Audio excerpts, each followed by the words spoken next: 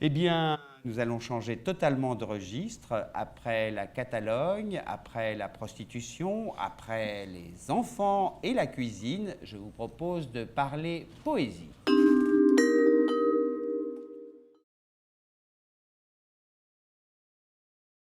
Tous les jours à 14 heures au théâtre du Chapeau Rouge, dans le spectacle Sous un sourcil épais. Alors pourquoi? Simplement, c'est un vers d'une fable de Jean de La Fontaine et il faut le prendre aussi au premier degré. Je suis d'origine sarde et ancien marin, il faut le dire. Dans la marine marchande, j'ai navigué jusqu'au mois d'octobre.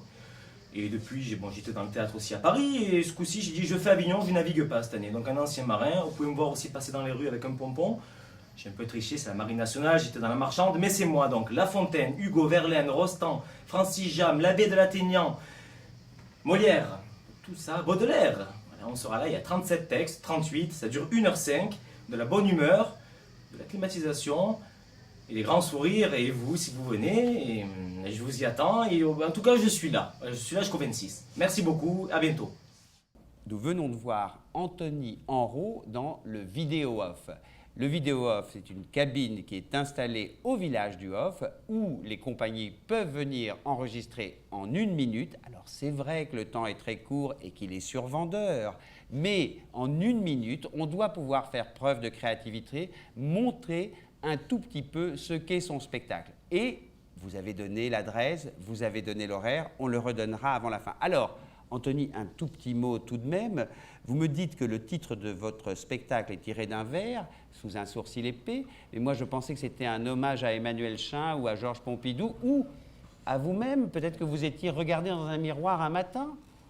Bonsoir. Oui, alors en effet, je me suis regardé, mais en lisant aussi, dans Le paysan du Danube, de Jean de La Fontaine, sous un sourcil épais, il avait l'œil caché. J'ai dit, ce serait pas mal, parce que finalement, l'œil, c'est l'âme, j'ai 2 yeux, un sourcil épais, ça c'était ce qu'il fallait. C'est un spectacle que vous créez en Avignon ou est-ce que vous l'avez déjà donné? Donc je le crée en Avignon. J'ai travaillé, donc j'ai 110 textes en tout, et je change un peu tous les jours, j'agrémente en fonction de tout, ce qui peut se passer, l'imprévu. Donc il y a beaucoup de fables. Voilà, aujourd'hui j'ai rajouté 3 textes, demain j'enlève 4, j'ai prévu d'autres déjà. Et en fonction de ce qui se passe dans la salle aussi. Est-ce que vous avez un prompteur ou est-ce que vous connaissez tous ces textes par cœur? Non, je me suis isolé pendant 9 mois, enfermé à Paris, parce que donc, je suis de Martigues, mais je vis à Paris. Parce que Martigues, parce que je naviguais, je suis donc marin. On avait entendu que votre accent ne venait pas de Picardie, figurez-vous, Anthony. Les sourcils non plus, ça ne vient pas du nord, là. Oui. Ils en ont, hein, tout de même. Vous n'avez pas le monopole du sourcil dans le sud. Épais. N'exagérez pas. Mais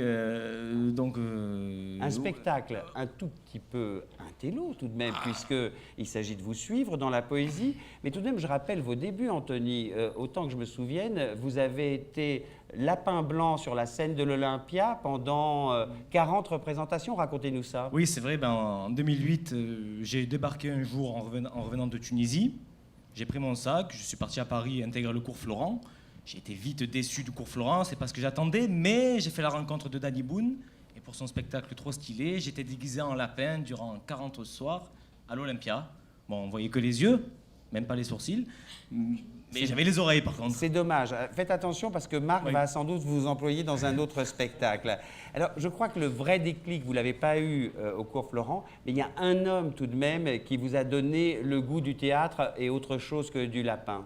Oui, alors la rencontre vraiment déterminante, ça a été celle de Jean-Laurent Cochet, à Paris.